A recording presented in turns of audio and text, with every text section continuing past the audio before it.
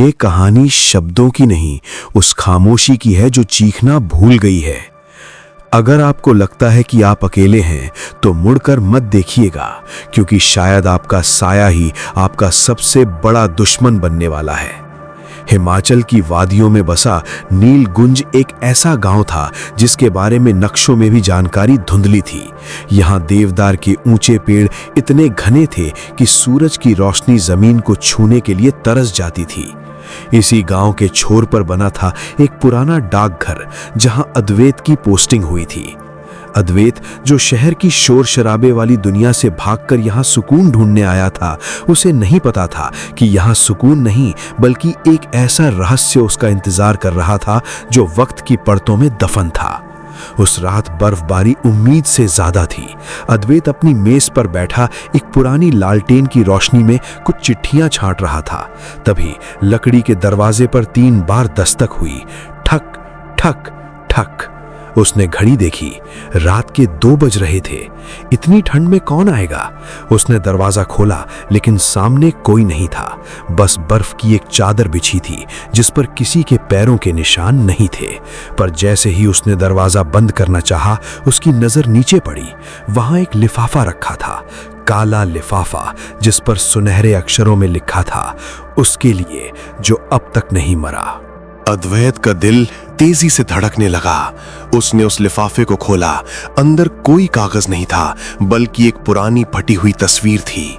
तस्वीर में वही डाकघर था, लेकिन बाहर खड़े लोग अजीब थे। उन सबके चेहरे धुंधले थे सिवाय एक शख्स के। वो शख्स खुद अद्वैत था, लेकिन तस्वीर कम से कम 50 साल पुरानी लग रही थी। ये कैसे मुमकिन है? वो बुदबुदाया। उसकी आवाज कमरे की दीवारों से टकराकर वापस आई, जैसे कोई और भी उसके साथ वही शब्द दोहरा रहा हो। अगले दिन अद्वैत ने गांव के सबसे बुजुर्ग व्यक्ति बाबा त्रिलोकी से मिलने का फैसला किया।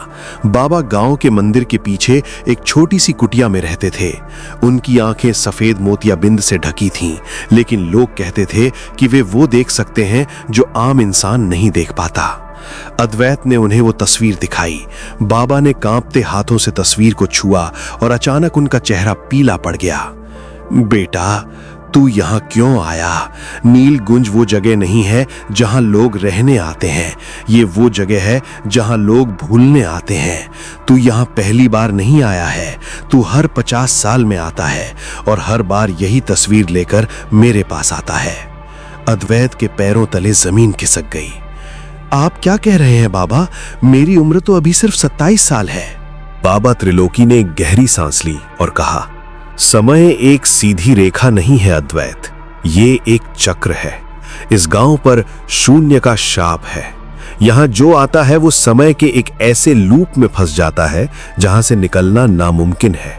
तू इस डाकघर का डाकिया नहीं है, तू उस संदेश का हिस्सा है जो कभी पहुंचा ही नहीं। अद्वैत को लगा कि बाबा पागल हो गए हैं। वो वहां से भाग खड़ा हुआ, लेकिन जैसे जैसे वो डाकघर की ओर बढ़ा, उसे एहसास हुआ कि माहौल बदल रहा है। पेड़ अब देवदार के नहीं लग रहे थे, बल्कि काले कंकालों जैसे दिख रहे थे। हवा में एक अजीब सी सड़न वाली गंध थी। जब वो डाकघर पहुंचा तो उसने देखा कि वहां की दीवारें गल रही थीं। अचानक उसे अंदर से किसी के रोने की आवाज सुनाई दी। वो दबे पांव अंदर गया। मेज पर वही काला लिफाफा पड़ा था, लेकिन इस बार वो खुला हुआ था और उसमें से खून रिस रहा था। उसने पीछे मुड़कर देखा। वहां एक आईना था। आईने में उसका अपना अक्स नहीं था। वहां एक बूढ़ा आदमी खड़ा था जिसकी शक्ल अद्वैत से मिलती थी, लेकिन उसकी आंखें गड्ढों की तरह काली थीं।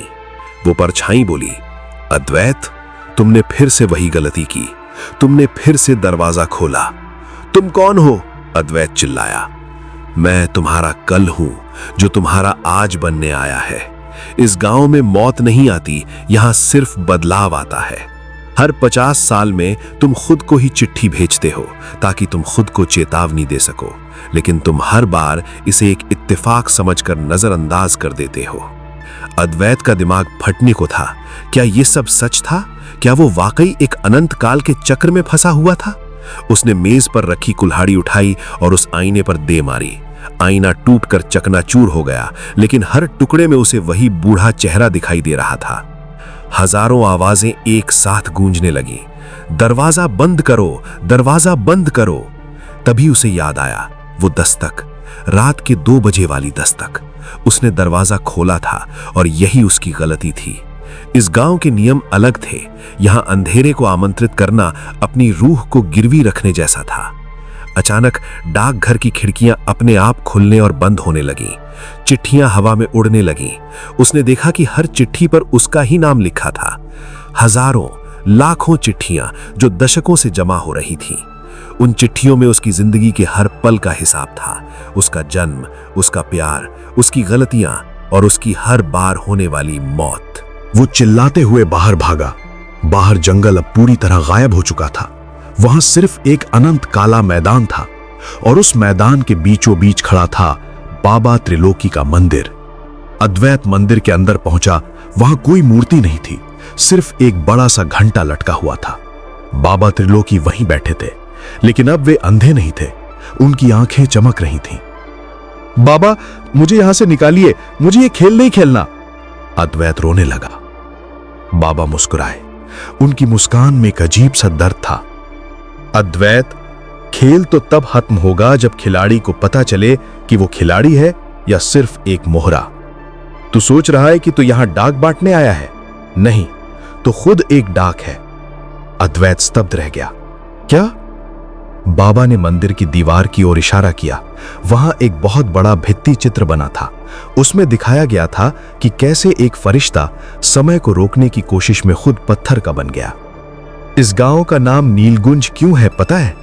क्योंकि यहां समय की गूंज नीली पड़कर जम जाती है।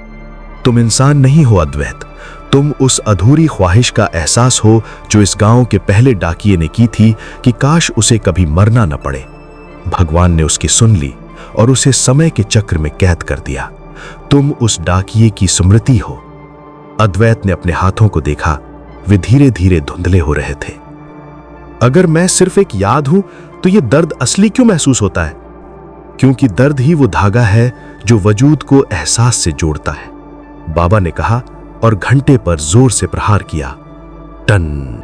आवाज इतनी तेज थी कि अद्वैत के कान फटने लगे। उसे अपनी आंखों के सामने अपनी पूरी जिंदगी एक फिल्म की तरह तेजी से घूमती दिखी। उसने देखा कि कैसे वो हर बार नीलगुंज आता है, कैसे वो उस काले लिफाफे को खोलता है और कैसे वो हर बार इसी मंदिर में आकर खत्म हो जाता है। लेकिन इस बार कुछ अलग हुआ। अद्वैत ने अपनी जेब से वो पुरानी तस्वीर निकाली। उसने उसे फाड़ा नहीं, बल्कि उस पर अपना खून लगा दिया। अगर मैं एक याद हूं तो मैं अपनी कहानी खुद बदलूंगा। उसने मंदिर के उस घंटे को पकड़ लिया और अपनी पूरी ताकत से उसे हिलाने लगा। मंदिर की दीवारें दरकने लगीं, आसमान फटने लगा। जब अद्वैत की आंख खुली तो वो एक अस्पताल के बिस्तर पर था। चारों तरफ सफेद दीवारें और मशीनों की बीप बीप की आवाज थी। एक डॉक्टर पास आया और बोला, मिस्टर अद्वैत, आप पिछले 50 सालों से कोमा में थे। एक पहाड़ी एक्सीडेंट के बाद आपकी याददाश्त चली गई थी। ये एक चमत्कार है कि आप आज होश में आए हैं। अद्वैत ने भारी आवाज में पूछा, नीलगुंज, वो गांव, वो डाकघर? डॉक्टर ने हैरानी से उसे देखा। नीलगुंज? सर, ऐसा कोई गांव इस पूरे प्रदेश में नहीं है। शायद आप किसी सपने की बात कर रहे हैं। अद्वैत ने राहत की सांस ली। शायद वो सब एक बुरा सपना था।